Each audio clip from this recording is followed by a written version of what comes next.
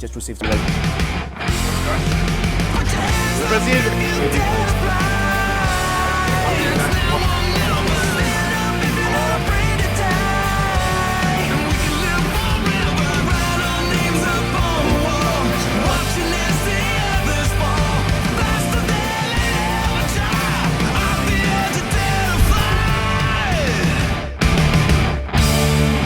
Hamza, how's everything? Good. How's everything? Wallah, good. Tell me about your leg. How's things going with the injuries? It's good. I completed 6 months today. So you are you had this thing that the last time we spoke as well. You wanted to get the record of recovering the fastest. How is that going? I trained, I think the earliest, like from the 5th month or 4 point something, I started training, but I was careful when I was training. I didn't go all in. I started like boxing. Then after 2-3 weeks, I started with jiu-jitsu with easy guys, light guys. So I'm building up from there till now. My training is becoming much better. Tell me if you don't mind, if that's shareable. What was your process like since you had the surgery? When did you start your physio, and what were you going through? How long did you have physio? Where did you do the physio? And then after that, what process did you follow for recovery? Was that also diet a big part of it? Rest, everything associated with that? Yeah, of course. I made sure that I do everything 100%. So my diet was 100%. My recovery, this time I was doing more sauna, more ice bath than all my life. I was doing it like one day. One day not. So, and like supplementation, like all the supplements I need for recovery, like proteins and like you should be able to do high protein diet. So I was eating good amount of proteins, omega-3s, collagen, and all the supplements like doctor gave me. I continued with it, and I started the physiotherapy around 3 or 4 days After surgery? After surgery, yeah. Okay. So from that time, it was hard to walk, and the first thing was to mobilize the knee, try to do full extension, and full, what they call this? Mobility? The trying to put to bend it, yeah. Bend it all the way, heels to the butt. Yeah, start to bend it and then to do the full extension. Yes. And then, like slowly, I started to do it. And from the beginning, I was trying to build the muscle, because after the surgery, you see the leg had zero muscle. And which muscle did they say is the one you lose the most strength from? What is the quads or the hamstring? You lose everything, but because they take the thing from the hamstring. So the beginning, you should not work on the hamstring. The hamstring will be not fully recovered till I think after 6 weeks, or I don't really remember, maybe 10 weeks. You start working on the hamstring. The hamstring still it's weak. It's weaker than the front muscle, the quads. But the quads gets built up fast. But in the beginning, there was no muscle at all. So you start to build up the quads, and then after some time, you start to build the hamstring. So now at this stage, I'm just working more. Like I'm working on everything, but I'm working more on the hamstring. Like I'll do 3 times in a week, and the training will be like 2 to 3 hours per day. So I'll be building muscle first, then I'll do and a lot of footwork. Like the nice thing I like about the rehab is that you'll do a lot of footwork, a lot of reaction. So because they don't want you to change, because the most thing that's dangerous now is the change of direction. So you'll be working a lot of changes of direction, and I think that helps a lot of becoming more athletic. Yeah. And like for your agility and footwork and everything. So I've been working on agility and footwork more this time. I've been doing it every day. And there's a big thing that goes with injuries like this is to balance both the legs, right? Yes. Like to make sure that you still do exercises, but you don't want one leg or one side, like the left leg, to be more muscular, more stronger than the right. And there's always this question that why not? Why should you reduce working out on the other leg to strengthen this, or how do you manage it? What's your strategy in terms of balancing those muscles on both the legs? You'll be working on both legs. Like you'll work on the other leg as well, because you don't want it to be weak. Because there is a lot of people who return to sport early after the ACL injury. They injure the other leg because True. they'll be working on that leg, and when they start to play football or whatever, they'll put more weight on the good leg and they'll injure it. True. So you need to strengthen both legs, and by time it will, like it, like for me when I push weights, I'll try. Of course, the right leg will I'll be pushing more, but for some time I'll start to not to go over. I'll start to stay on the weight and try to reach with the same weight. And now I have like 90%. Like I did a test. Like you do the first test after 5 months and a half, and it was like the least percentage should be 85. I was like 90, 95, and some muscles. It was good, and they'll test the jump, one single leg jumps. I had some good ratio between both legs, but doesn't mean that I can return 100%. I still should be able to control it. Yeah, and that's exactly what happened to me when I dislocated my left shoulder as well. I ended up, although I was recovered, I still didn't want to throw those left hooks, and I ended up using my right hand a lot more. And then it was always, whether in the training, whether it's practice, whatever I do. Even I think while I was doing some exercises, I ended up a little bit leaning towards the right hand. Even to do basic push-ups, I started working more on my right hand, and eventually my right shoulder tore as well. So yeah, I think to have the right directions in how you're going to recover, it's very important. The most important question I always have is, with your trainers and with your coaches and everybody around you, like how do they tell you, when do you know that now I'm 100% ready, like now I can throw those kicks, now I can go for a leg lock, now I can get leg locked, you know what I mean? Like, to get that, one is the confidence part of it. Definitely you need to reach that point. That's more mental, and that's another place of training. But to start from the physiology side itself, from physically, yeah, sure, Hamza, go ahead. Now you're good to go all in, you know? So is there something that your doctors say that this is we will know it, or you have to do A, B, C, D? That's when we know that you are ready 100%. They always stick to like return sport after 9 months, because 9 months is the best time. Like they did a lot of studies. People who return after 6 months, they get a lot of higher percentage would get injured after 9 months. But like I feel like in the physiotherapy center, they give me kicks, and I started throwing kicks like 2 weeks ago. I'm throwing 100% kicks, but not. The only thing is when I balance on the injured leg is hard, but the same leg I can kick. Only thing that I don't want to go with footlocks now. Like someone would cross the leg, and that's why I'm afraid someone put his weight Yeah. on the leg. I think it's okay, but I don't want to risk it. So So no grappling, no wrestling for now. I'm doing grappling, but I'm doing with certain guys, like guys I can trust. I'll tell them like, don't do like lockdown from half guard on that leg. If you want to do on the other leg, don't throw your leg on top and go for heel hooks or anything. No, I won't just go for open mat or anything. I'll wait till maybe 2 months or few more months when I'm 100% confident. Then maybe I'll go, because I don't know. I think this is more mental. Like they'll give you the training, but still, like you'll always feel like you'll be scared. It's not like before. Like Absolutely. Yeah, yeah. It's always going to be in the back of your head. And you would be, at some point, I remember when I had these positions where someone tries to attack my left leg, I used to tell them, you know what? Give them the right hand, like not that you don't want to escape your left. That your mentality is so changed that it's not like defend your left hand being attacked. Instead of that, you're like, I'll compromise, take my right, let's make a deal. So we start negotiating during the fight. No, it is a lot to do with the mental side. Yeah. But so what are you doing that's different in terms of your physiotherapies and everything else?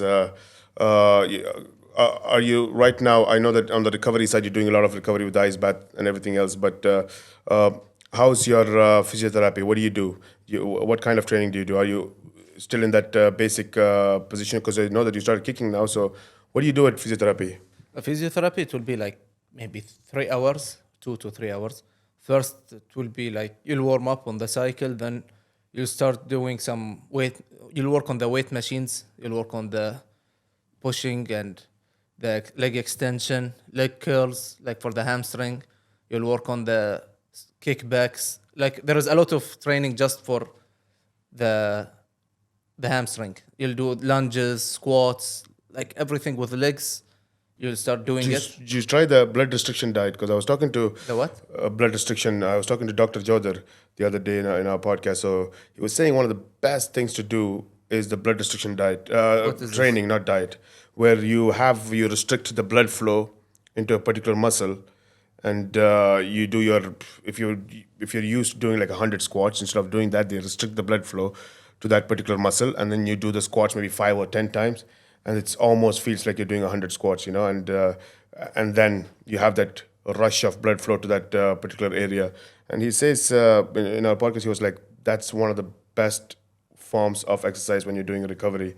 I never heard of this. I need to I'll research and Yeah, see how it works. he was saying that that's the best, because especially when you have these injuries on the joints, he says the biggest challenge is that you're not supposed to put weight on the joint, and that's very important, because your muscles recover fast, but then your ligaments and tendons are the slowest to recover, and their recovery time is much more slower. So you cannot put that stress into it day in, day out. So how do you train it? The best way to train it is to make sure that you restrict the blood flow, and that's the science behind it. But when can we see you back? I hope by March and forward. You think you would be back into the cage in March? Yes, and forward. Okay. After March, like I've started training, so by January I should be able to train 100% with full sparring and everything, and then like till March I should be ready to be back.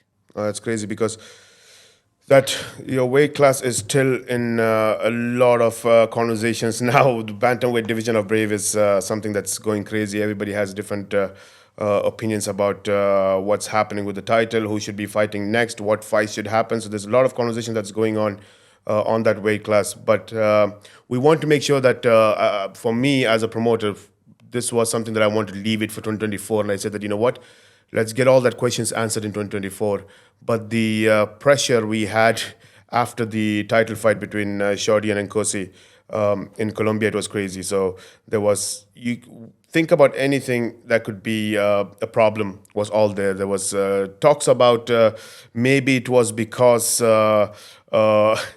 Shorty was from a Mexican background, so the judges were Spanish from Colombia. So that could have been a reason why he got the decision his way.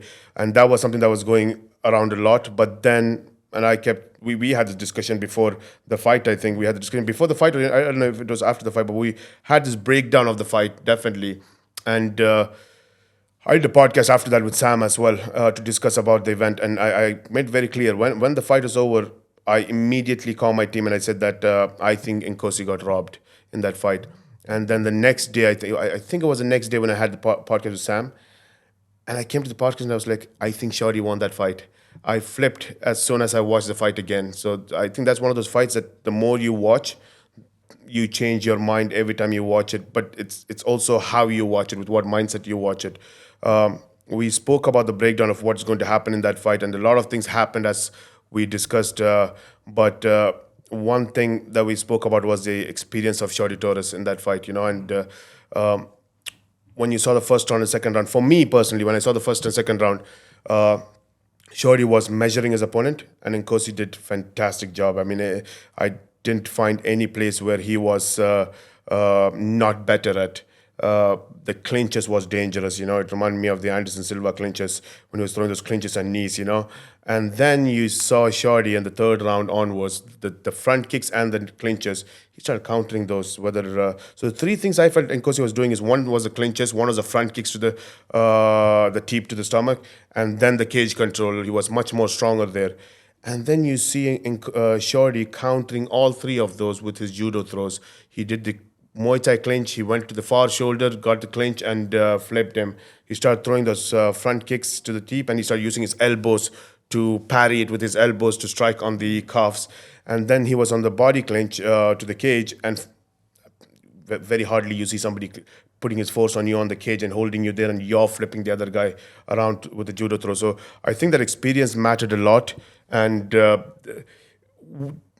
my question is really that from knowing Shorty Torres as well, and Nkosi as well, and you saw that fight, we predicted that fight, we discussed about the breakdown. How do you think this fight is going to go in the second time? You watch that fight, these techniques, what Shorty was doing, do you learn from that? Do you study that, and do you think that you have enough time within the next 6 to 8 months to counter and understand that and come back a different fighter? Of course, I think rematch says a lot about fighters. Like when two guys fight the second time, it's a lot about like second time. It's a lot about because they understand each other the first time. No, so the second time it's a lot about how did they prepare? Did they just like train what they were doing, or they change the training? Did they like watch the fight that only like thinking, only looking at themselves, or looking at the mistakes and trying to fix these mistakes and really worked on these mistakes? And there are few things that I think, because Shorty has a lot of experience, I think he will not do, like especially I think in the first or second round, or maybe both, when he was jumping for guillotine. Yeah. And he will stay down. Like that cost him a lot of time. I think he will like leave that. Like he should be leaving that. And even like I think he will become more comfortable because he start to block all Nikoski attacks. There is a big chance because I don't know if Nikoski had rematches before, but Shorty had rematches, and he knew how to deal with the rematches, and he's been here a long time. So we won't know like till we see like the first round or the second round how would Nikoski react to that, and we would know like how the fight would go. And every time, this is the thing, right? We spoke the last time as well when we said that the thing that we can be sure about is that Shorty starts the fight slow. Yes. He starts slow. And we knew it even before the last fight. When we were discussing, we said that he's going to start the fight slow. But still, he did that. Now what I'm thinking is that in his benefit, because he's that guy who adapts to the fights. Now, I don't know how that fight would have gone if it was 3 rounds. I think if it was 3 rounds, that's 2-1, and Kosi would have got that fight. Since it's a 5-round fight, that gives him enough time to be slow and understand his opponent and see what's going on in the first 2 rounds and then take it forward. Now, I think that is a strength in a way that he could, because he's so good at adapting that 2 rounds you give away a lot if you're a fighter. But now that Nkosi knows that too, he might think, why didn't I finish that fight in the first 2 rounds? And there was a lot of places where we saw him catching everything that he threw, from the punches to the kicks to the knees. It was landing and was a very dangerous strikes that he was throwing. What do you think we should do in the second fight if you were Nkosi? Like, do you finish him in the first 2 rounds? Is that what we're talking about? Or do we say that, you know what, if you don't finish him in the first 2 rounds, he's going to adapt? So let's do one thing. We need to plan round by round. We need to change the strategies after 2 rounds, from a 3rd round, something else. And if he is changing that strategy, where would he go from his actual strength, which is striking and standing up, and his long limbs? What else could he possibly do when it comes to the wrestling side? I think Shorty has a strength, but yes, on the cage control and the power, physical power, and because he showed that he could hold him on the cage, which Shorty countered as well. Well, it's your division. If you were fighting Shorty Torres and if you were Nkosi after that first fight, what are you thinking now? I think like Nikoski should attack 100% in the first round, but he should not relying on the finish, because the finish always comes without you knowing. And he should be like in the later rounds, he should be more patient. He should not lean on Shorty on the cage, because that's where he uses his judo throws. And in his fight camp, he should work a lot on countering or the Greco-Roman wrestling or the judo, the upper body clinch, not to get thrown from there. And he should be like more on his toes, like the later rounds, like he should be moving a lot, not letting Shorty to pressure him. And not when he throws, he should be leaning on Shorty. So he should be like, he should calculate his strikes, move, throw more, and try not to engage in like any grappling, especially in the later rounds. In the first 2 rounds, he can do that. He can use his strength to lay on him, because it will be hard for Shorty to take him down in the beginning. But later rounds, he should be using more striking, especially round 3, 4, and 5. Yeah, and one of the conversations everybody was having was also the altitude in Colombia when they were competing, and that would have affected the cardio of the athletes. You know, a lot of people even called me and spoke to me and said that, do your fighters complain about fighting in Colombia because of the altitude? Because a lot of people have this issue where they really go out of breath and they have their cardio affected. And I think that I don't know with Nkosi, but I did feel like he's a guy who we know that he could go 100 rounds, you know. But then I did feel like by the third, fourth, and fifth round, he was going slightly lower in terms of his energy, and he was not that same guy in the first round. But at the same time, you look at Shorty, and he was just going back, you know, like almost like a zombie, just nonstop walking in, and doing that. So now the location fighting in Bahrain on December 15th, that's going to be different for both these guys. Flying from US for Shorty, and I think Nkosi is coming from Indonesia, Bali, if I'm not mistaken. You know, so you're coming to Bahrain. I think that's going to be a different ball game in terms of cardio. You can both these guys. That's clear. If you fought 5 rounds in Colombia at the altitude, cardio is not going to be an issue here in Bahrain. So I think Nkosi can actually go for that kill from the first round, not worrying that I would lose my cardio the third, fourth, and fifth round, because it might be a better scenario than what I felt in Colombia. It could be like that, but also like the thing is when someone is pressuring you a lot, it takes a lot of your gas. So you don't know like it may be both, you know, the altitude and with Shorty's pressure that made him slow down, or it should be just the altitude. You're right, yeah, and because you're right, because he was literally putting a lot of power and strength to hold him on the cage as well. I think that was a lot of work that he put in. Yeah, it takes a toll on you, and sure, and a lot of people, when I tell them about that fight, I tell them that although he was on the cage, Shorty was on the cage, and Nkosi was in dominant position, I still felt Shorty was very busy from that position. A lot of people thought that, okay, but he had more cage control. Yes, he did have the cage control time, but Shorty definitely was more busier there. Not that Nkosi wasn't, but Nkosi was more consumed with the idea that I can't let him go from this position. I need to hold him there. And Shorty was in a position where he's like, you know what, I am here. I'm going to do more strikes. I'm going to throw more knees. And I'm going to work from here and get that opportunity for him to fall for the trap of putting too much weight to stop me from moving. That's enough for me to take his weight away from him. And I felt like that was something that Shorty did. So you're right. I think that could have been one of the biggest factors of why he was getting tired as well. See, the mental side of things is also a big part, because you're coming from a loss. So Nkosi is coming from a loss. Yes, it was a split decision.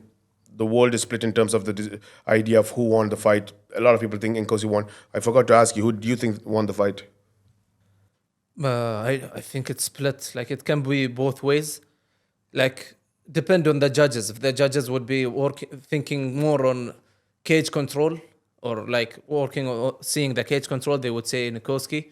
But in terms of takedowns and especially some strikes in the third and fourth round, like in the late rounds, like Shorty could be like winning 3-2. Now, let me ask you something, because we've started MMA in Bahrain from the beginning, you know, so you've been part of my journey as well as your journey. We were part of the journey of MMA in Bahrain, and we've trained without knowing the rules of anything. We knew the rules of the competition, and we knew how to win that fight, and we used to go and compete as per whatever the rules are. But as we are growing, we had the Federation Bahrain. We started working with the amateur team, the amateur rules, the professional rules. Now you have your gym, and you have a lot of fighters from your gym, Bahrain fighters as well. And your brother is a big part of one of the best coaches in the country, as well as he's one of the person who is involved in coaching, judging, and all of that area. So I'm sure that you're in that circle. For you to make that, for me to ask that question to you, is that, what do you think should be the judging scenario? Now, we spoke about two scenarios where either you are giving credit to the takedowns, or you're giving credit to somebody controlling a person rather than the strikes. What do you think ideally the judging system should be? What would you, not that what it should be, but what would you like it to be as well?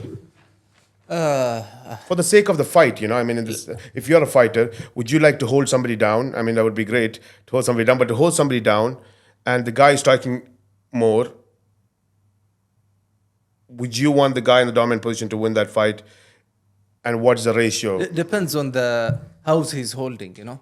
Like if he's doing damage and he's controlling, moving to like dominant positions, he could win the round. Like depends on, like for me, like when I see it, I consider it who won the fight more, you know.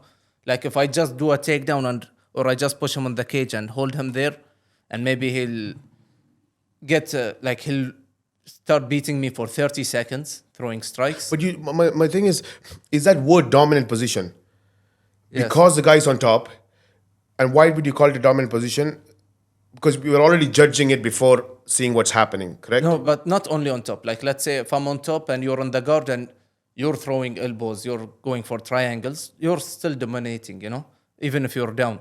But if I'm on top, like I'm throwing the punches, I'm passing the guard, like putting weights, taking the back, like controlling. You're just like who's trying to escape, you know, like who's on control. Like if I'm on top and you're trying to stand up and you can't stand up, it's different. But if I'm on top and you're the guy down, I'm defending the submissions, it's the guy down who's winning. So who's bringing the fight to the other guy? If I'm bringing the fight, even if I'm down, if I'm making him uncomfortable, he's defending, then I'm winning. Like that's what I like to see, and I still don't know how they would score it, you know? Like I think should be more judges, 5 judges maybe. Okay. 5 judges and judges who understand fighting. Like there is a lot of judges who would just go to one week courses, you know, and get the certificate and come and they won't know what's going on and they'll just cage control time. And It's academic, like this is how you score it and this is what you had to follow. yeah, it's like that's bad. I think there is a lot of MMA fighters, retired MMA fighters who has tough jobs, like they just like kickboxing coaches or MMA coaches, and they can work on that, like some side jobs, and it's good for them and for the MMA world, you know, for the MMA community. So I think 5 judges would be better than 3 because it would have 5 people to think, and plus like we see some, like if they can use the AI, you know, to calculate how many strikes, ground time, and they would have the sheet of that, and they'll think about what they saw, and they shouldn't depend on the results of the strikes and that, because different from one strike to another. So they should mix both, and after that they should talk to each other and see who won, not like 3 and 3 who don't know what's going on, and they'll just give one thing, because fighters work very hard, and it's very bad to get it's not good feeling to get robbed, you know, and it's happening. It's always happening. People are always complaining. You don't know if they really got robbed. Like when you see the fight, you say, it's 50-50. So it's hard. Also, it's hard choice for the judge. Yeah. And that's the problem. A lot of things are subjective when it comes to the MMA judging, and that's where the issue is.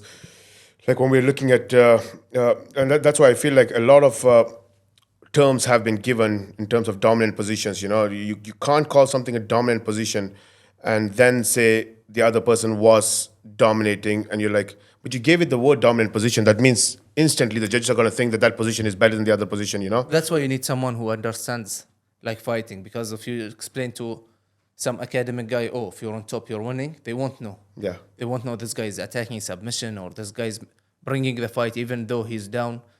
And it's different. That's why you need someone who been there, even if they're not been there. They've been training, they know what's going on. They should be on like the referee side or the judging side. Yeah. And same thing with cage control, right? For me, I've always had this question as well. Like when cage control, you are putting somebody on the cage, your back is against the cage.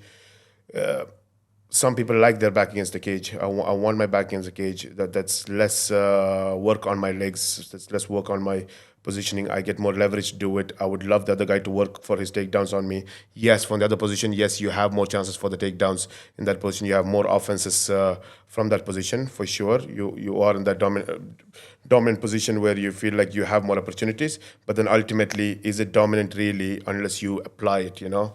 Yeah, like some cage controls just wasting time, you know? You'll just hold it there and they win by 3 rounds holding that guy. But there are some guys who are effective, you know, on the cage. Like if somebody is putting you on the cage, your back's against the cage, the guy's holding you on the cage. Let's say, of course, the referee will break it. Hypothetically, referee doesn't break it. 5 minutes, the guy is holding you on the cage, and you're holding the guy on the cage. You both are there. Nothing happened. If you had to give points, either you would say nobody gets a point, it's a neutral round or a draw round, or would you give a point to the guy who is putting the other guy whose back is towards the cage, or the guy who's holding the other guy to the cage? I think first it's the referee job to to separate them. He should not do like keep the judges. Hypothetically, let's say. keep the judge in bad part, but we can say that the guy who's putting the other guy in the cage Okay. can get the round, yeah. Because if the other guy was just there, Maybe he wanted to rest. he didn't get out, then that's his problem. No, I feel like, this is the thing. I feel like that's where I always feel like that should be a neutral round, because I feel like, if you're not going to do anything to me, I would love to rest on the cage and put my back on the cage, lean on the cage and relax there in the position you keep holding me. It doesn't make a difference. But I think that's where the judging issue is. And this is what happened with this fight, right? I always say that with Nkosi and Shorty, this really should be taken as an example for a lot of referees and judges. And I would really love to hear on this fight a detailed opinion from your brother as well. We should sit with him and have a chat on what he thinks, how this judging and for this fight is, because I think that that's something that a lot of people should break down. And I don't mean fighters breaking this down, sure, but mostly I want to see the referees and judges doing some breakdowns on this and see multiple people how they think about this fight. Because the moment you think and a lot of people don't see as well, you're absolutely right, because I think a lot of people didn't see that front kick defense that he was doing with his forearms, and a lot of people don't know that defense in the first place. Especially the academic. Exactly. So judges. And that's too detailed to understand what's going on there, and that's what I think that a lot of people thought, Nkosi was striking, he was getting all the strikes. And I'm like, I don't know. Even there was a lot of punches being blocked, like not getting through, Not getting through, yes. Guys will just say, he's like throwing punches, but it's the defense also. Absolutely. And absolutely right. Like, a lot of people don't understand the defensive part of the fighting. I mean, the early learners of MMA, they're always understanding the offense first more than the defense itself, So, and defense is a lot of position, how you're positioned and how comfortable you are in that position. And it's so hard to read that situations. And I think when a guy like Shorty, who has all that experience, it's so hard to see that he's actually defending. Like, he doesn't have to show that he's defending, He's so calm in that defense. He's so calm in those positions that you really don't know that he's defending and he's comfortable in that position. So I think that was the case. But let's see what happens in the second fight. I think the issue is going to be what happens if Nkosi wins the fight by decision. Then there's going to be a question of a third fight, and that's a discussion you will enter as well, because there's a lot of talks about when you're coming back to fighting. At the same time, who's next in line? We have Azzeddin fighting on the same night as well. You're recovering. You are the next contender. If it wasn't for your injury, you should be fighting for this title. And that division has a lot of people thinking that they should get the next shot. If it's a trilogy, then there's a wait for the division. But on the other hand, mentally as well, you almost feel like Nkosi is a step behind, where you feel like, should I win twice or should I knock him out and that's it? If I knock this individual out, if I knock out Shorty, there's no trilogy. I win the fight clean and clear. I'm the champion. The first fight was a split decision. Now I came in and I answered all the questions. So as a fighter, would you want to come and say that, let me fight and win, or let me, because even if I win, I know there might be a trilogy, because they're going to say that, okay, it's 1-1 now. Or do you want to come in and you have the mentality that I want to finish and close this case here and go out there and defend my title against the division? No, of course. If I'm Nikoski place, I want to finish the fight. Like, I'll be angry, I'll be hungry, and I just want to deal with it. I want to get the belt and move forward. I don't want to win and then again fight with the same guy. I just want to see what's next. So that will be the first main goal, just come finish, and when you finish, that's it. Like, no one will talk. Who do you think have more chances to finish the fight? I think Nikoski have more chances to finish the fight. Yes. Yeah, and I think the first 2 rounds are going to be very crucial. But Shorty also has a chance to finish. Like not that he doesn't. He can finish the fight. But do you think when you talk about Shorty finishing the fight, do you envision him finishing the fight you see, can you see him knocking out the opponent, or do you see more of a takedown on the submission side? I think both. He can get maybe a guillotine, he can Hmm. sneak in some submission, or maybe he can, in the later rounds, he can get a TKO or something. Yeah. Like, he can, like, not in the beginning, maybe in the later rounds when he starts to pressure and gets in, like, and with volume of punches, not like one hard punch, like with volume punches, I think he can get it. And just putting you on the spot, if you had to, you've seen the last fight, you know these opponents, if you had to predict someone winning this fight, and I know it could go either ways, that's clear from the first fight, we know that it could go either ways, and we know that it's not an easy fight anymore. For the first fight, definitely, I personally also leaned a little more towards Shorty, thinking that the experience is there, the techniques are there, but after the fight, it is what it is. I mean, you're in a position where you're saying that Nkosi could have won the fight. A lot of people are saying that Nkosi could have won the fight. I felt like Nkosi won the fight as soon as I watched it. I felt like he was robbed. So we know that this is not that fight that we saw the first time. Now we know them different, So we know it could go either ways. But if you had to predict, if you had to put money on one. I think from experience of side, like Shorty could win. He could win better this time. But we don't know how Nikoski would react, And like you said, he changed his camp. Like this time, he went Bali. Like, yeah, maybe that would benefit him. That would, because especially when you travel and work with new camp, a lot of times it opens a lot of things in your mind. You work with a lot of experienced guys. You see what's missing, and you get a lot of help with different coaches. Maybe he can connect this and come as a different fighter. And after you lose, you train different than after you win. So I think Nikoski, after he lost, he felt a lot of anger. He started to train much better.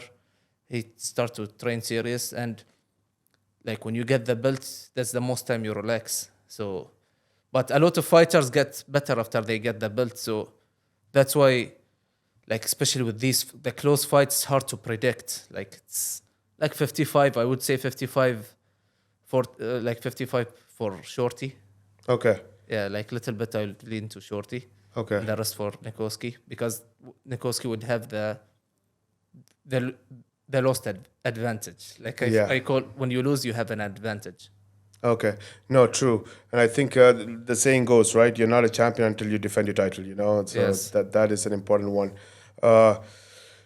Listen, that fight card on December 15th, I was saying that it is very emotional because of very reason. Like, that's for me one of the most emotional fight cards you can think of, So there's, because a lot of emotions involved in it. One is the fight, the rematch itself, right? We discussed about the rematch. It was something that we wanted to do in 2024 because the bantamweight division, you're coming back. Azzuddin is fighting in the on the December card.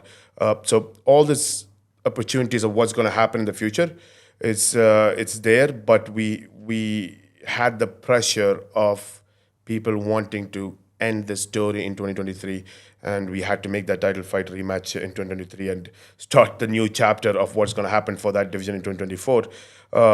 So that is a very important fight to become the main event. But we're looking at that the whole fight card, and it's very emotional because for me it brings that memories back of an example of what we've been through, what we as Arab fighters, what we've as Arab MMA community, it's a lot to do with our history as well. So, I keep speaking about this, and it's good to sit with you and have this chat because you've been part of that journey. You were leading that journey while we were in Bahrain when we had nothing going on in the region. I'm not saying that we didn't have anything going on in the region. We had MMA promotions in the region. We had MMA fighters in the region. You're an example for that. Jarrah is an example for that. Fakhruddin is an example for that. There's been a lot of fighters in the region that was competing, not competing for fun, competing to make this their life and profession, like really sacrifice a lot of things in their life and say that this is my goals. And we're talking about making that decision before we had anything substantial or a strong foundation.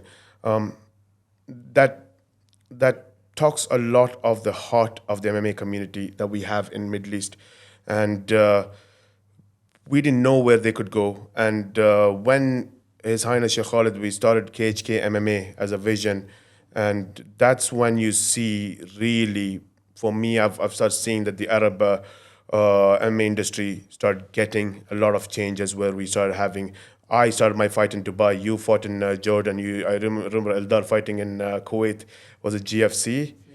In GFC, and I think that was a time when even you, Habib, all were there supporting Eldar in Kuwait. So he started spreading to the GCC area. The vision of His Highness and KHK MMA, whether as fighters started moving into different places. Sheikh Khalid created the federation that started bringing in international amateur world championships from 2017 onwards.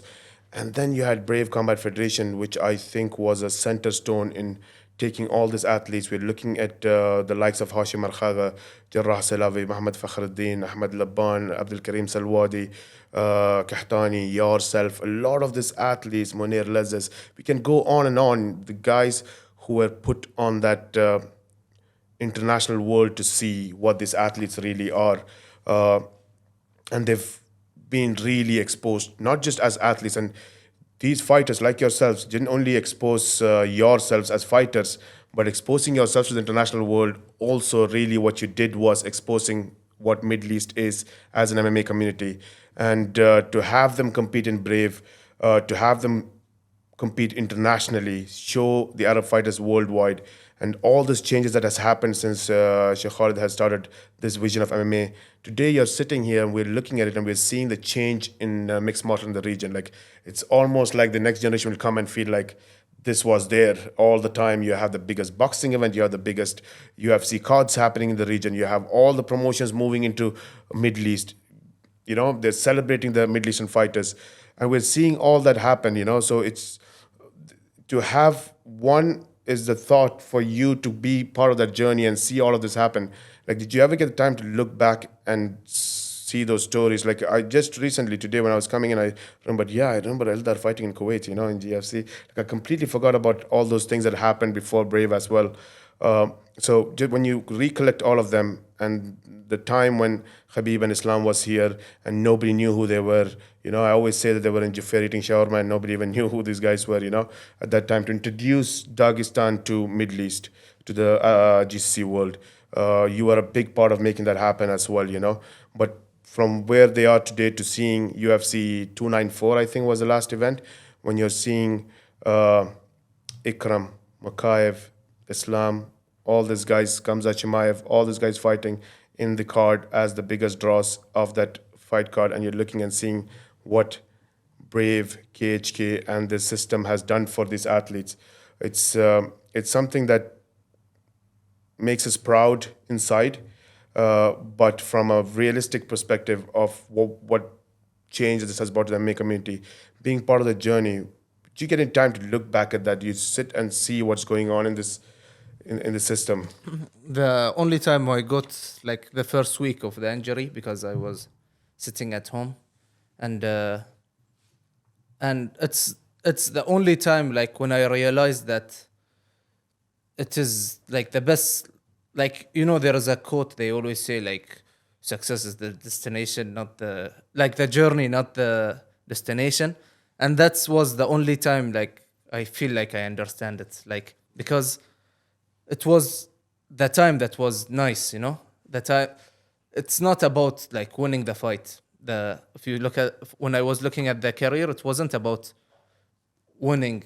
Before, I was always thinking about only that winning. But now, when I saw it back, I saw it's about the weight cut. It's about like traveling alone and trying to build, like going to a new gym, like when you're nothing, and trying to build yourself there till you earn the respect in a new gym, then going to an organization where no one respects you, no one know you're like always building yourself, you know. You go somewhere new, you don't have respect, you don't have anything, and by time you work hard, you do everything, you get respected, then you move to something higher, you try to compete on a higher level, and you're just trying to improve, you know, just like waking up from the morning, trying to improve. It's what you eat, what you think, you just always focused. And then you sleep at night, you're very motivated, you sleep, you wake up again, you train 3 times a day. It was like when I saw it, it's like I felt like it was really good time. Like 10 years passed by very fast. I didn't know it.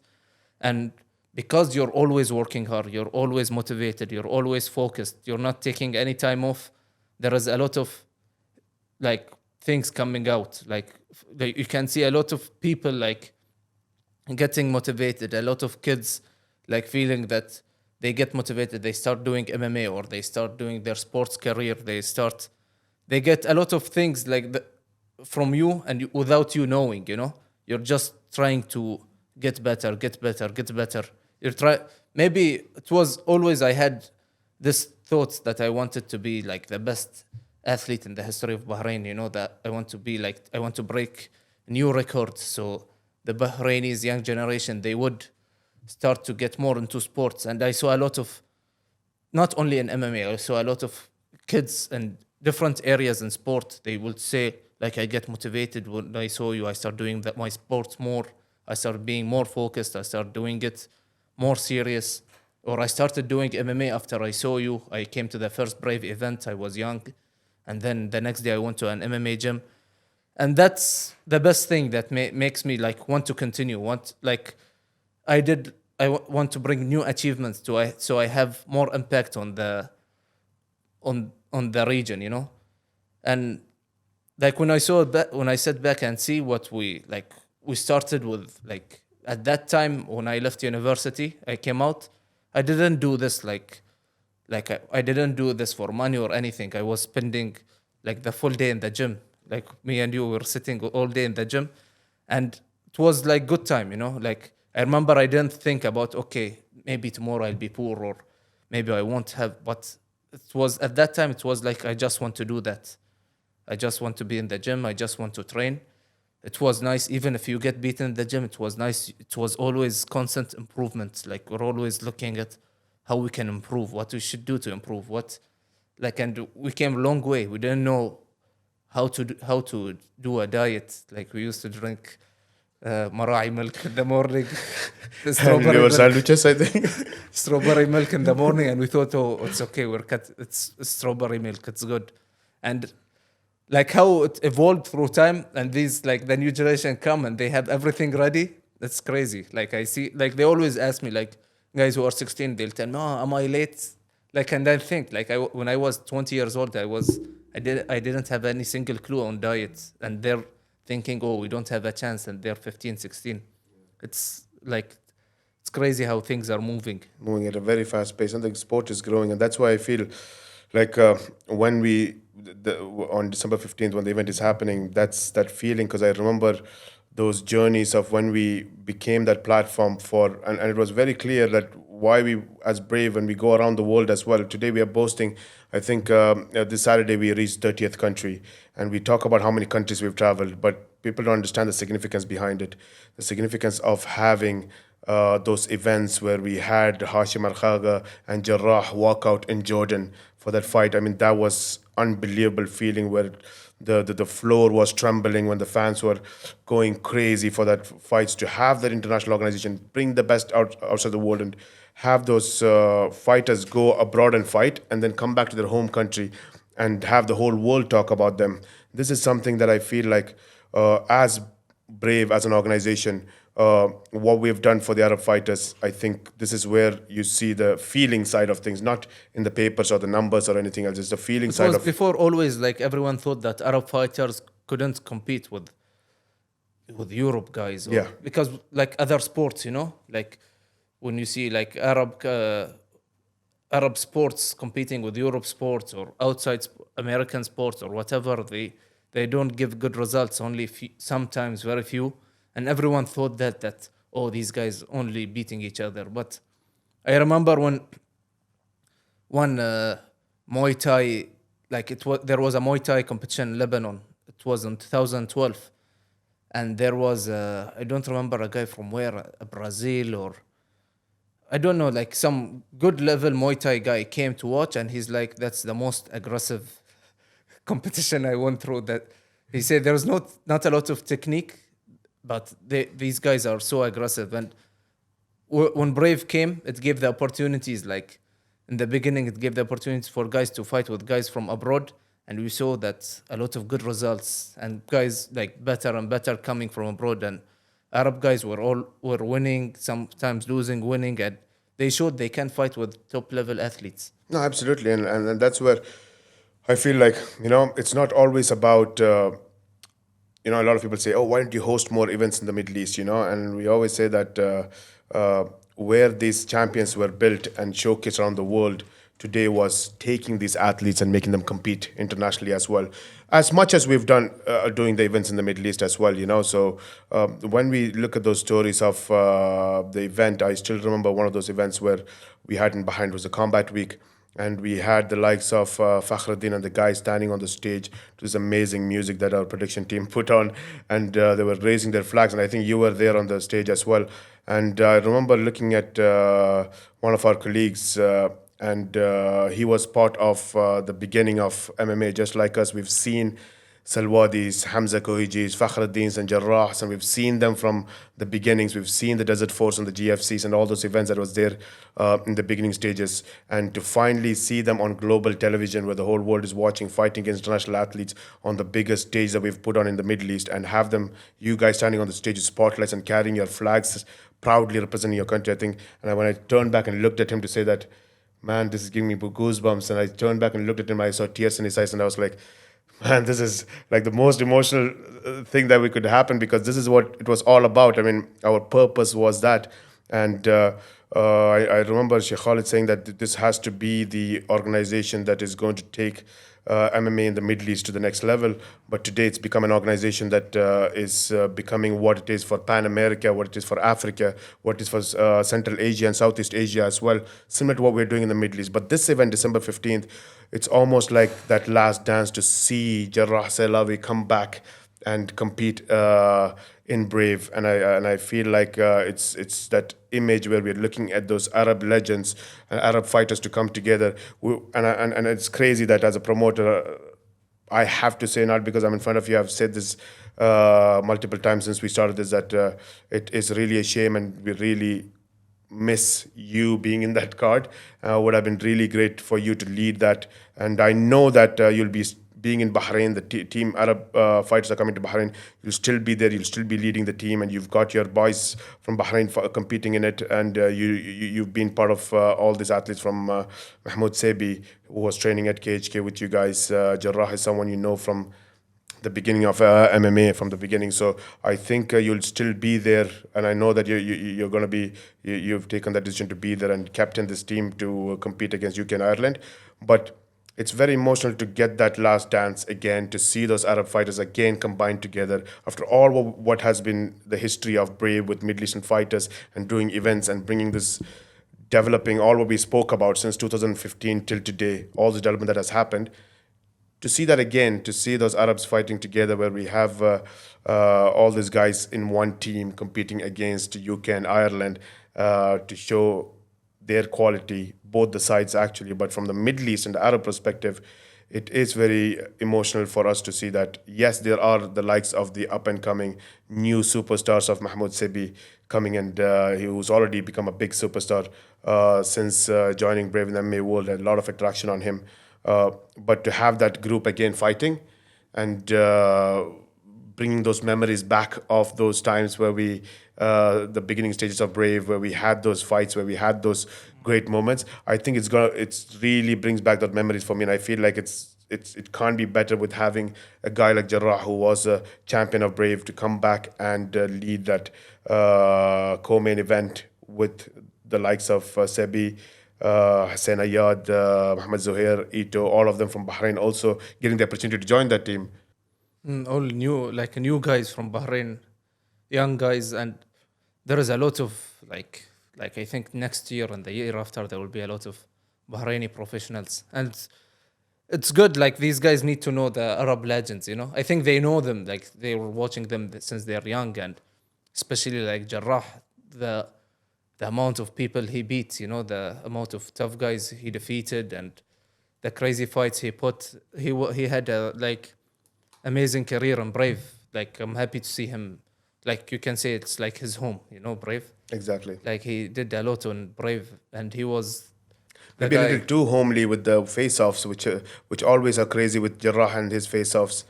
That's the only part I'm always worried about when Jarrah does face-offs. With I feel like he feels really home with Brave, that there's something going to happen. You always can accept something crazy in his face-offs from the first fight he's joined in. He snaps in the face off. He's very nice guys by very nice guy. He's very calm, Yeah. but I don't know in the face off he's different guy. Even that when he fights he's nice. Only in the face off he's angry. Yeah, I think it's all that. I think he's such a nice guy that he has to bring all that into his head about how much I should feel to hurt this individual in front of me, or maybe something like that he comes there and says that tomorrow is a fight. Let me bring that feeling out. The only way to do that is have something before the fight with the individual. I don't know, but yeah, you're right. He's such a nice guy. I mean, you meet him outside, he's a sweetheart. But and then you go to the face-offs. And I'm always there in the center, freaking out. Something's gonna go wrong, you know. So yeah, you're right. You know, to have the, but you've done like that's what I was saying. You know, Jarrah is there, who's been a legend to be there, and when the whole Arab world is going to be watching him on that day competing. But you've done that walk. You've carried your flag. You've seen that light. You've seen that pressure. You've seen that, and pressure in a way, like you always say that in a positive way, because the people like us and the Middle Eastern MMA community that looks at that people standing there. And like I said, you know, some of the guys who's been there from the beginning, they have tears in their eyes, have goosebumps, you know, watching what's happening. And that's because of we know our history. So for the new Bahraini guys, like Hussein Ayad, who's going to make that walk, Mohammed Zuhair and Ito, for them to go there and they're going to experience that spotlight, what you've already gone through, what you walked the walk, you know, and how much can you give back to them to, you know, make them, give them a heads up. You didn't have the heads up at that time. That somebody was there before you to tell you that, listen, all this lights, all this, how to deal with it, learn from experience. You know, it was almost like sink and swim for you. But now you're there to tell them, you know, how much do you feel like that for you, you can contribute to these up and coming guys? It's different. These guys, the thing, like good thing they had, I didn't have his amateur career and competing at high level, but also when you fight professional, it's like especially with a lot of things, it's different. Like there is one guy who had a successful amateur career and then he went to his first pro fight and he froze. He had a lot of pressure because it's different when you see like the media and everything on you. It's very different, and for us, we didn't know how to deal with it. It was just like, Yeah. like you don't know what's Sink and swim, happening. yeah. Yeah, just new things, a lot of new information for your mind, and you don't know even what's happening in the fight. Like after my first couple of fights, I didn't remember anything after the fight till I watched the fight. I'm like, oh, this happened. Like it was just I was just on autopilot. What would you tell them how to deal with it now? Like they need to start working on the nervousness from now, you know. They need to calm themselves down. They need to prepare, like to first of all, to not feel nervous, you need to have really good camp. You shouldn't take the camp for granted, skip training or skip some meals. Even if you're on weight, you should do everything 100%. So for the last week when you go there, like you know that you ticked all the boxes, you know that okay, I've done everything. And they need to know that what I believe is now, like what I believe that winning and losing is fate, you know? Like it's your fate. Just do everything you can. Like do all the training 100%. Try to calm yourself down. Like try to enjoy it more than thinking about just going there. Like because you want this. Like it's not like gladiators. They made them like they made you slave and they made you fight. You chose this life. You wanted to do this. So if you wanted to do this, all the training, everything you're doing is just for that 15 minutes. So this 15 minutes, go and just fight. Don't think about what might happen. Just go and, like they say, have a like enjoy and not like enjoy, like relax. Like just do what you want to do. And I don't know, it's very like complicated, you know, like there is a lot of mind games they need to play, like a lot of visualization they need to do. They need to be constantly working on a lot of things, you know, and training, outside training, to be when they go there, they're ready. They feel like they're calm. They have to they have to take their emotions out, not to feel any emotions, because you will feel a lot of emotions, like a lot of crazy emotions that would come. Like you'll be angry, you'll be nervous, you'll be excited, you'll be everything, and everything at the peak, you know. And you need to be able to let go of your emotions and become like, let's say, like autopilot, like no emotions, no thoughts, and just go there and fight. And I think, like, I hope they do that. Like, I believe, like, they are working with good level coaches, you know, like Eldar, how many fights, maybe more than 200, 300 amateur fights he had. And now, like me, I've been through this.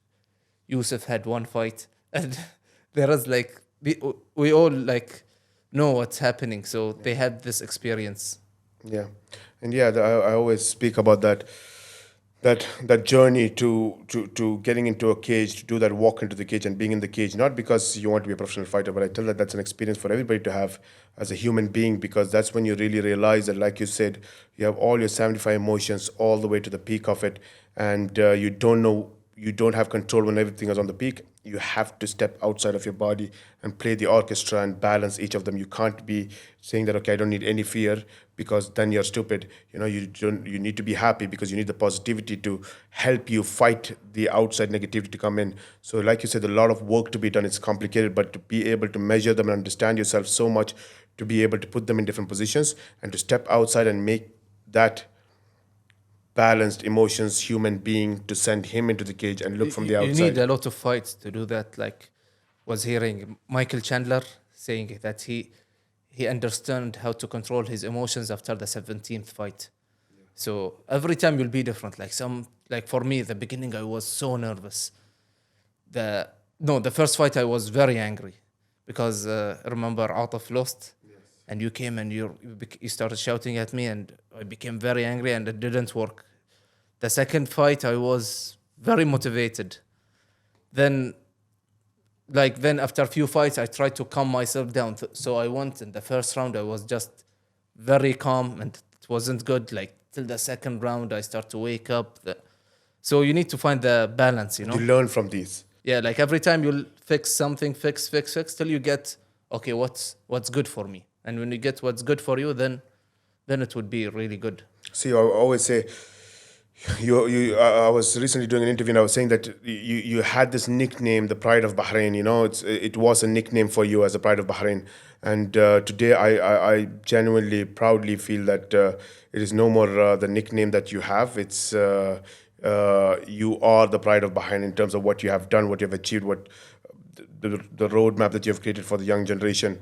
And today, for me, at the bantamweight division, to have you come back, we're excited to see you in the bantamweight division, because there's a title fight going on. It's a crazy title fight. It's a rematch. Everybody's talking about it, but we have a line of people waiting for the title shot. You are in the front of that line. You're coming back from the injury. Maybe a lot of people think that you are not ready to jump on the title shot. You might need a fight or two before you get into the title. There's so many things that could happen within that conversation. Who's going to be that one or two fights, you know, that you have to go through? They have to be in the top five ranking of Brave Combat Federation that you'll be fighting before you get into a title shot.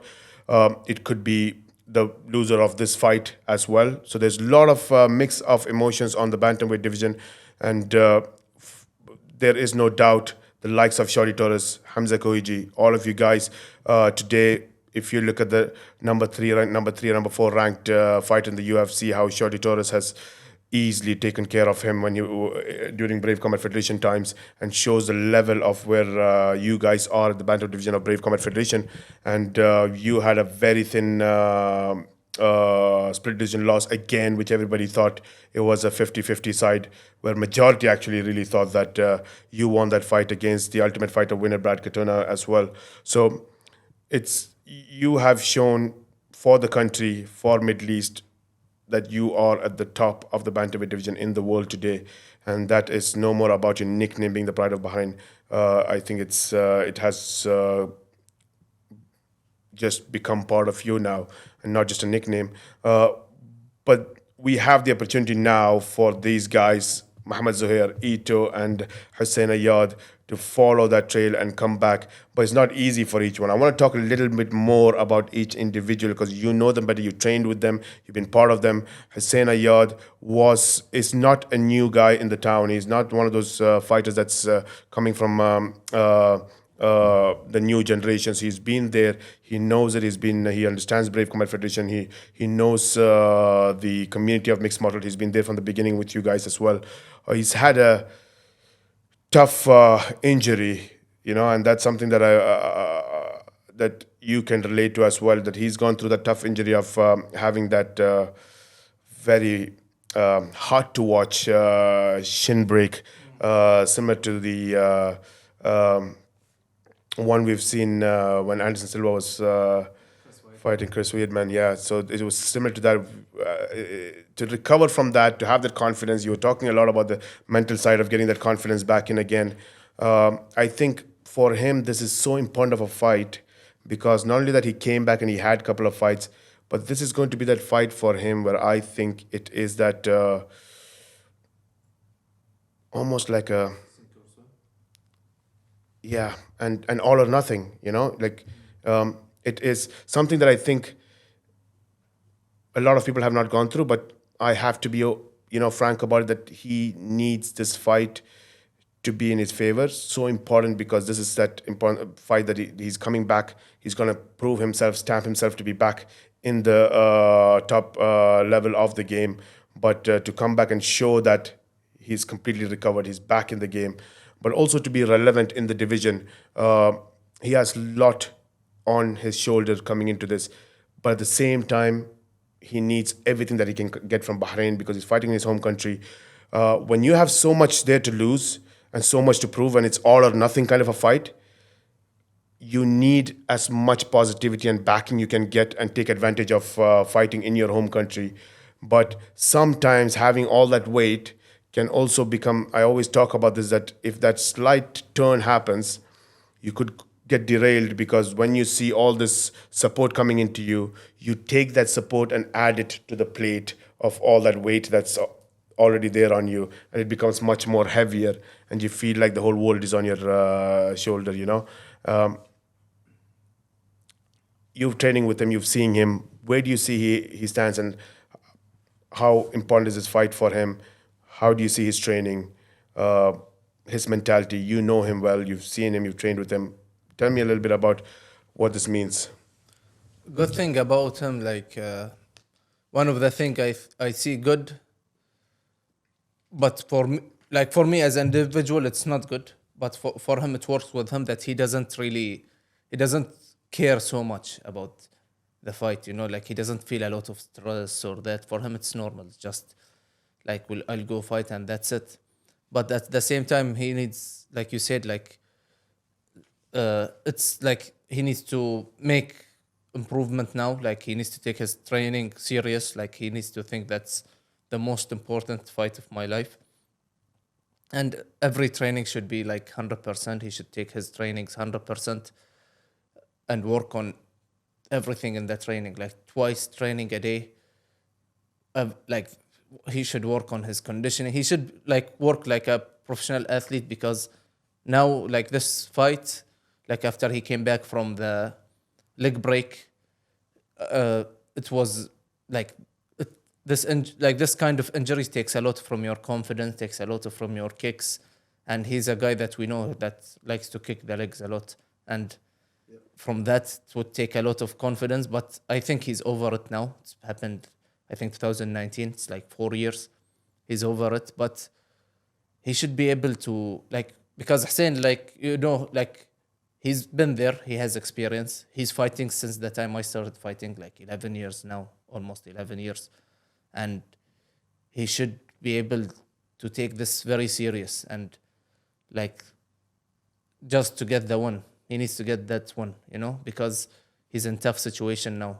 And he's let's say at the part of the career, we are now we passed 30, me and him. And it's that time where it matters. We're at the peak, and I didn't see him, to be honest, I didn't see his training for a long time. But guys are saying he did improve lately, in the last few weeks, he did become physically stronger. He is always there at the gym. He's training every day. He's not skipping training. So I think he's taking it more like before they tell him you will fight, he was training. And that's the good thing, you know, like he needs to go there and don't think about, like you say, burn the ships, you know, like don't think about going back. Just a win. Doesn't matter how the win, doesn't matter if it's a finish, if it's a decision, split decision, whatever. Just get the win, get back, and then start to climb again.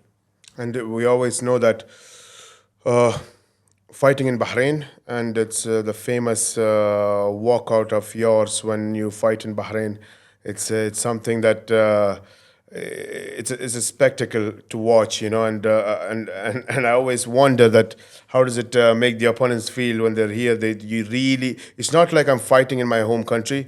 You actually show that this is my home, and it's not just from the fans, which is amazing when you fight. What happens to the stadium, but instantly before the fight starts, your walkout shows that you know where you are, right? You know, you're actually talking to the guy with the walkout that you know where you are. You know, you are alone, and that feeling is there when you walk out, and I think that's what makes everybody sit in the crowd and they're like, we as fans sit in the crowd, all Bahraini, they're sitting and they're like, yes, we are in Bahrain. You know, we are in Bahrain. It is Hamza's home country, and we have, you know, this is where the fight is happening. So that feel is there. So when you have these Bahraini boys fighting, and you have them fighting on the biggest fight, on the biggest stage, under the biggest lights of their lives in their history till today, what would you tell Bahraini fans? How important are they to come and back these guys? I think like backing up guys to fight and like backing up fighters for MMA, it's more important than any other sport because they represent the toughness and the fighting of the people. Like if you see fighters, let's say, like for me, if I see two or three fighters from one nation, one country, and they are like cowards or they give up in a fight, I would like think that these guys are, most of them are like that. And if you see like a country, they don't have a lot of fighters, I would think that these guys are mostly soft. So it represents a lot, especially with fighting, because it is the only, MMA is the only thing that's full fighting, you know? It's the real fighting, the modern way, let's say. So Bahrain should like back up these things because they represent all of us. They represent the whole country now. They're going, when they're going fighting, they're like, fighting says a lot of things. It's not like just, oh, they're competing in MMA. It says a lot of things about the people, a lot of things about the country, about the men in the country. So whenever any Bahraini wins, it helps all of us.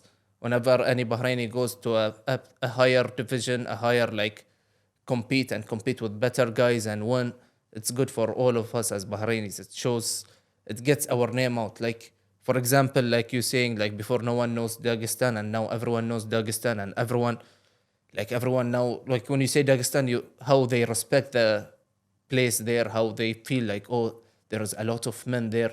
It's because how their fighters represented the place, you know, how they took their fight serious, how they showed that we are not only fighters, we have principles, we have like morals that we live through, and it it gave a public image, like they got respect from the whole world. And it's the thing that the like if the country, the people in the country or the crowd doesn't come and support, the support is very important, especially when they're fighting in their home country. It would help that more fighters, even if guys don't want to fight, they need to support this because it would bring more fighters. It would let the fighters climb more, and we'd have, all of us would have a better results for the country. It would have better youth because the young generation would look up. They'll train more serious. They'll have like MMA gives a lot of indirect messages, indirect morals and views and everything to the young people. So it's very important. No, definitely. Let's call for all the Bahraini sports enthusiasts, MMA fans to come and support the Bahraini guys. There is one fighter that everybody's talking about, and they say that when they talk about him, when they're discussing about him, when they're telling his fight stories, they always try to say that he could be the next Hamza 2.0. And they always compare Mohammed Zohair with that, who is going to be that potential athlete that is going to be walking in your shoes and carrying that behind flag like you have done for over the years and continue to do. And it's always a test to be in the spotlight, like where he's when he's going to be fighting on December 15th. He's part of the Arab team. He's going to be representing part of the Arab legends and getting the opportunity to compete in that fight, which is going to be the biggest night of the series in December. Uh, how long do you know him from? I'm sure that you've seen him from a much more earlier stage than where he is today. Yeah, Mohammed Zuhair he came to the gym when he was young.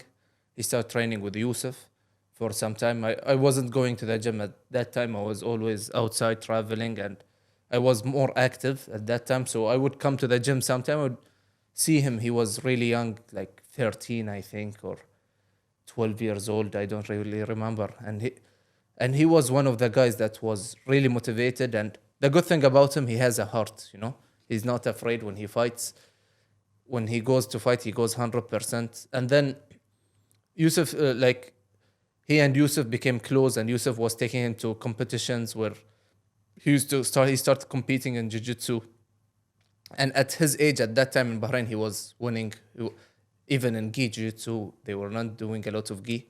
He was winning on everyone in gi. Then he started going for other competitions, and like till before junior and IMMAF, he got the second or third place.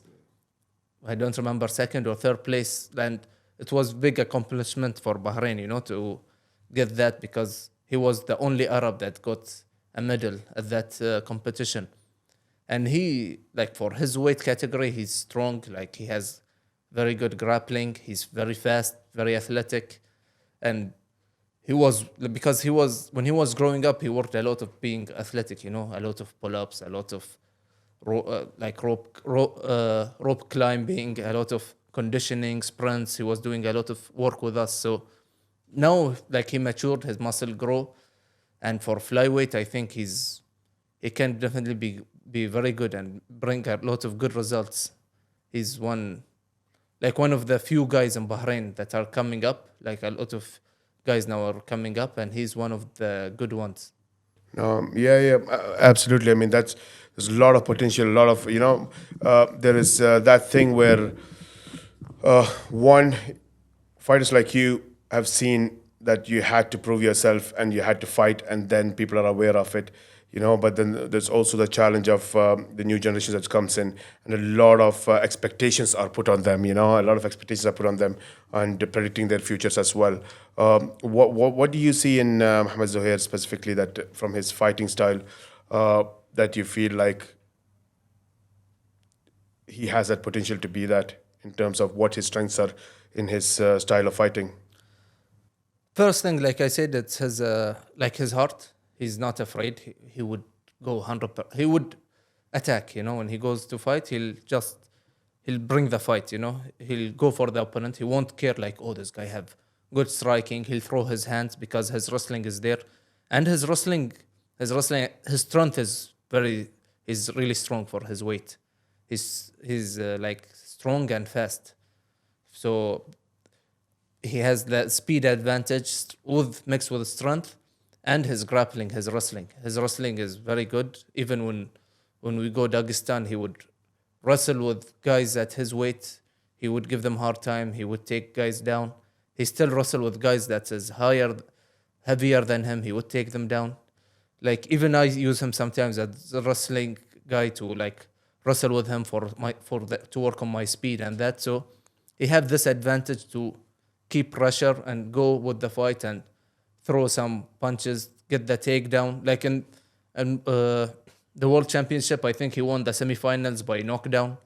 So he can strike, but mostly his grappling skills are very good. He's purple belt in jiu-jitsu, but like even the competitions in jiu-jitsu, even though he's not a gi guy, he was winning in gi competitions because he has some good grappling tactic that can give him the win.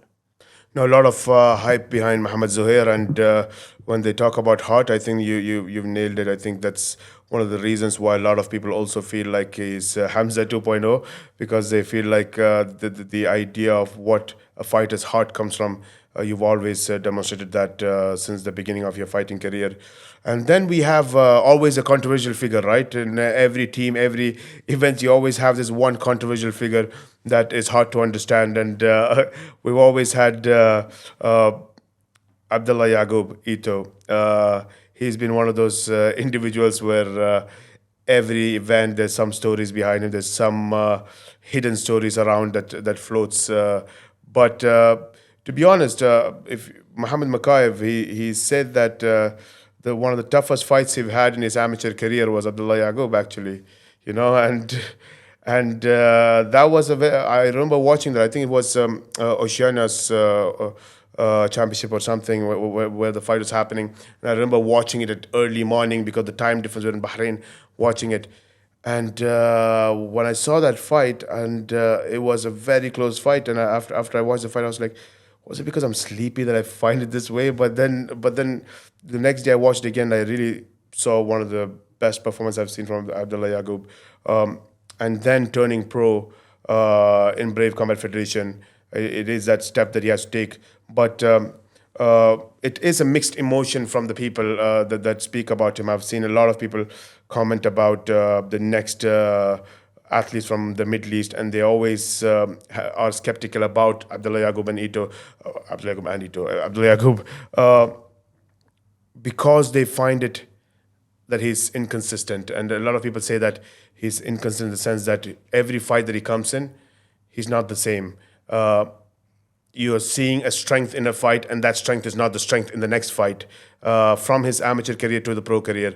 And there's a lot of conversation that goes on with that when we do the Middle Eastern rankings, from the media, from the pundits. They always look and say that that's where they're always finding it hard, where to place him within that top 5, top 10 ranking of the flyweight division in the Middle East, or in Brave's top 10 at least, to get that challenge where what is that inconsistency, where he's as an individual. And I think there's no better place to sit and discuss about it than to talk to you and to see where do you see Abdullah Yaqub, what do you see his personalities, and how do you see him training, and how's his preparation for the upcoming fight?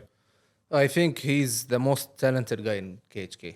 So he's very talented. Like when you hear his story, he never wanted to be a fighter. He was in the gym training, like teaching he was started in the Ghost team, and he was teaching them pull-ups. He's good in pull-ups and breakdance. He used to do breakdance and these things. So he was teaching them pull-ups, handstands, and this.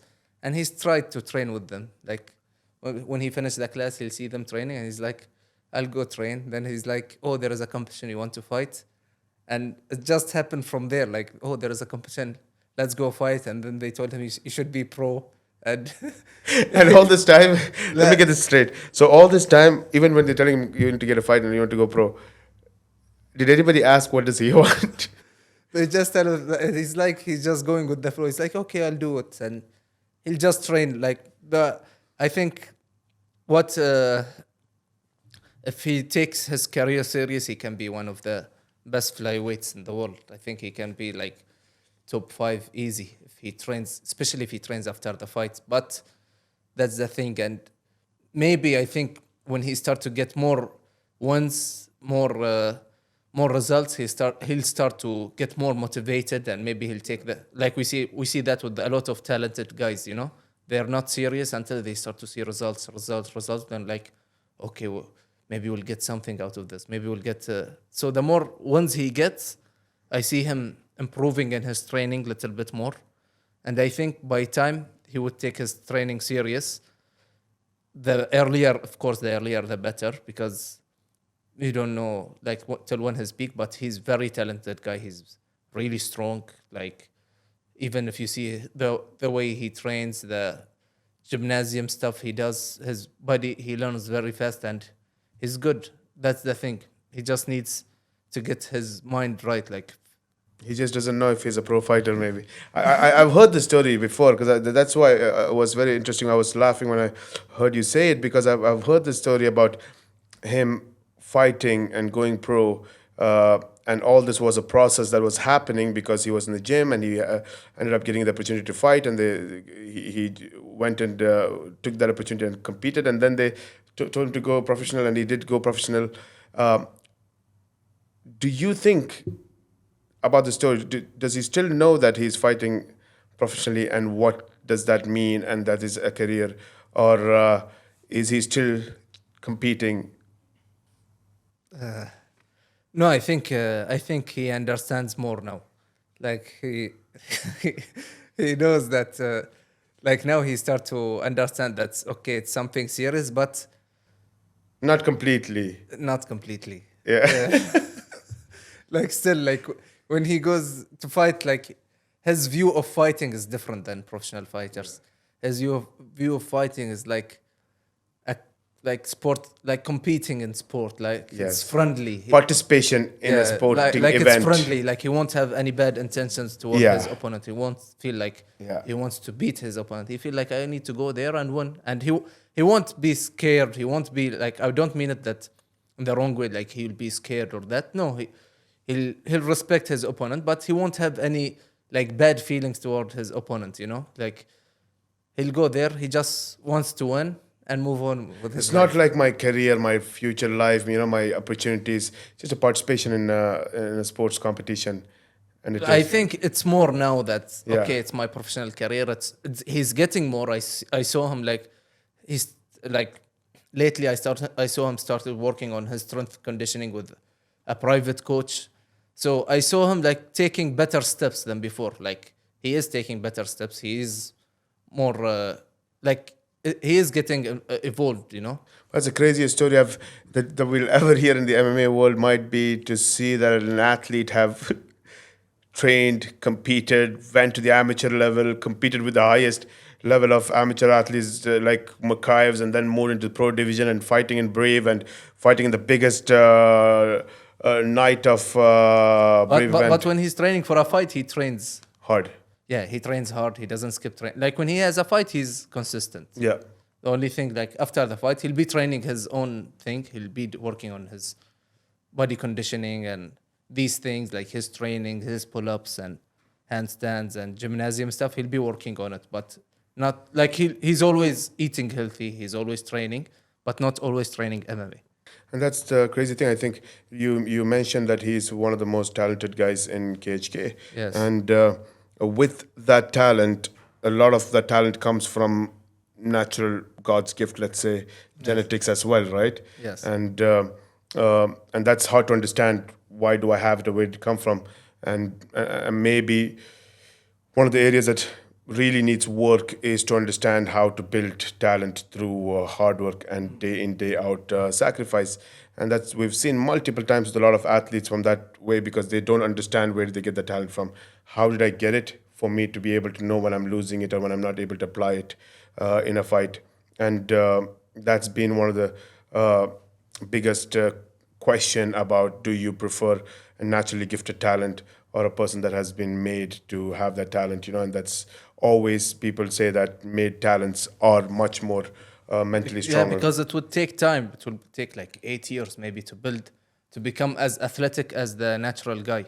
And when you pushed it for 8 years or 10 years to become as athletic as that guy, because let's say that guy would learn like natural talent guys would learn the technique from the first time or second time, and they'll be able to do it in sparring. The other guy, he won't learn it. He would need to do it again and again and again, and then he'll be training a lot, like let's say 9 or 8 to 10 years to get that athletic level, to be understanding the technique. Then when he gets there, he'll be still like doing everything 100%. So his he will be always continuously Yeah. evolving. He'll feel that I got this from hard work. So if I stop, it would go away. That's what he would feel. The other guy, he would feel that I can do this anytime. That's the difference. So when you get it from hard work, then you'll just continue the same thing, but I think you'll be able to train harder at that time. So after 10 years, maybe you'll start to peak more. Yeah, no, definitely. That's a true statement. And how do you, when you look at these three Bahraini fighters, who do you have your, who would you say that the international world should be putting their eye on? I think three of them, they can become good in the future. Especially Hussein Ayad now, he's like his peak time. Ito, he's new in the professional. I think that's he's climbing the ranks slowly. Mohammed Zuhair, the same thing, new, and he'll be like he's trying to be consistent, fight after fight, to climb and become better. He's also very like Ito's talent. Mohammed Sami also is very talented guy, you know, and he learns fast. He peaks even if when he stops training. When he starts training, he gets to his peak in very short time, like 2-3 weeks. He gets to his peak, so he's one of that guys. So I think these like guys could get a lot of good results in the future. No, I'm excited to see the new up and coming Bahraini guys to have this stage and to be able to perform in front of their home country. And like I said, it would have been amazing to have you in that card, but I wish you a speedy recovery. And that's going to be a fight that we would still have to spend another time to have this podcast. I would love to do a breakdown of these fights with you, to see these Arab legends, to see the bantamweight title fight rematch, and to see also the Bahraini guys and their opponents. Let's do a breakdown next time. But for now, pleasure always talking to you. Thank you for having me. And let's catch up the next time. Yeah. Ciao.